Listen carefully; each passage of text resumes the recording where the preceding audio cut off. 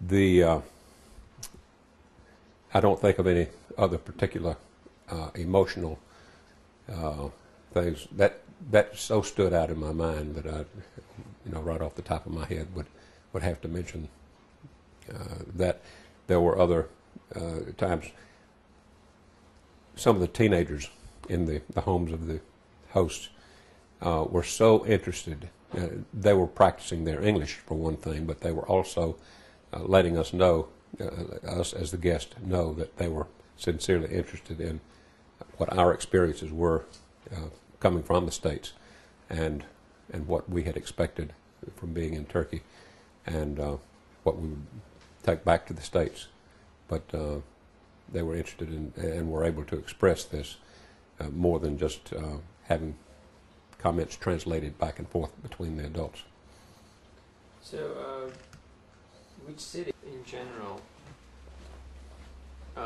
that Turkey has a place of many civilizations and cultures and mixed history? Like, it's been very well blended, and knowing that there's a whole Turkish culture, Turkish people who are lively acting in a specific religion, kind of having this respect, this great respect to others, and living in a peaceful location. Like, how would you kind of evaluate the Turkish people in general, like within their historical concept and their understanding of the others? I was impressed with the Turkish people from a lot of standpoints, and I think probably to realize that one, it was conquered from all sides at various times in civilization, whether it was the Greeks coming through or the Chinese or Mongol hordes coming from the east, or the Romans coming through. And with each takeover of this strip of land, the Turkish culture and civilization that's left there now has had, through all of these trials and tribulations, I guess you would say, being conquered, reconquered, and taken over by all of this, they have been left with a significant ability to adapt and accept the good things and adapt to what bad things have gone on. But at the same time, they've maintained their own identity. And from what I saw, Turkey today is in a very strategic part of the world geographically, but culturally and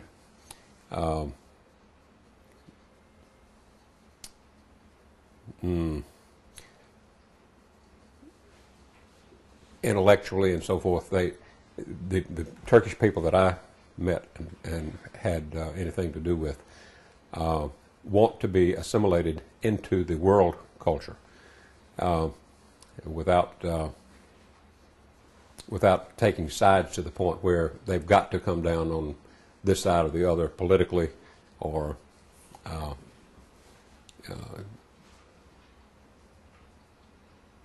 religiously.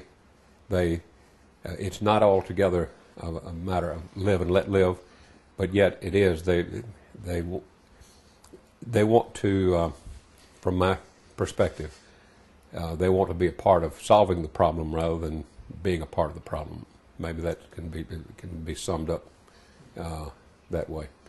And truly, I think this is what Interfaith Dialogue, the Institute for Interfaith Dialogue, is attempting to do also, is to be a problem solver instead of being a part of the problem. I don't know if that answered your question or completely. Yeah. Okay. So, path of the well, this whole trip, like, would you say it sparkled some new ideas, some new feature plans, or something that you feel like we gotta do this? Did it start something new in you? Well, I have felt. You mean so far as the world having to do something new? In yourself, like you in felt myself. like you want to do this and that. Yes, I have felt for some time that there was a better way to approach problems of the world, and the best way to get it started is through individuals.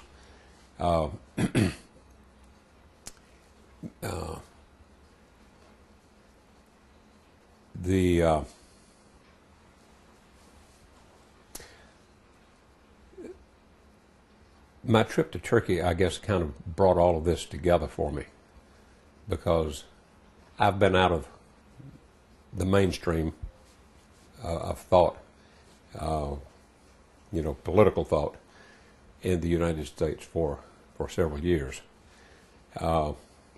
Everybody knows that we're the greatest military power that ever was. What we're not real good at is making peace. We make war very well, but we don't make peace very well. And so I've been concerned that Christianity, as we know it in the United States, leaves a lot to be desired so far as the peace part of our religion. And after all, we like to say that we worship the Prince of Peace, and that's kind of hard to reconcile.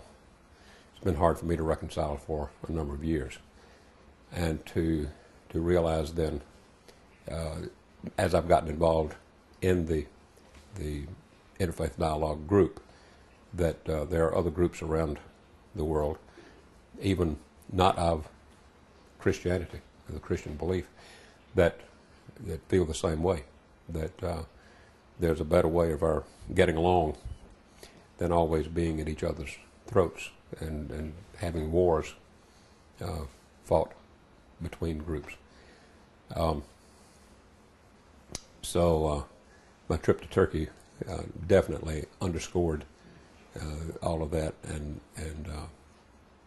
made me know that it's possible not to be a utopian at all, but I still believe that it is possible for us to get along a lot better than we do now if we will get to know each other, and that needs to be done on a one-to-one basis, as well as in groups, small groups, and then take it to the larger groups that are our governing bodies. So would you like to go back? I'd go back tomorrow, given a chance. I loved Turkey, the country, the diversity of, just geographically, but also the history, all that it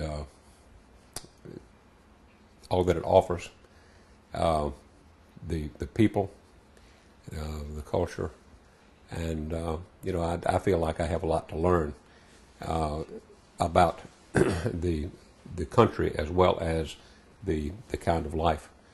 I've been doing a lot of reading about Rumi, and of course I read a lot of Fethullah Gulen, and his philosophy I find very close to my own.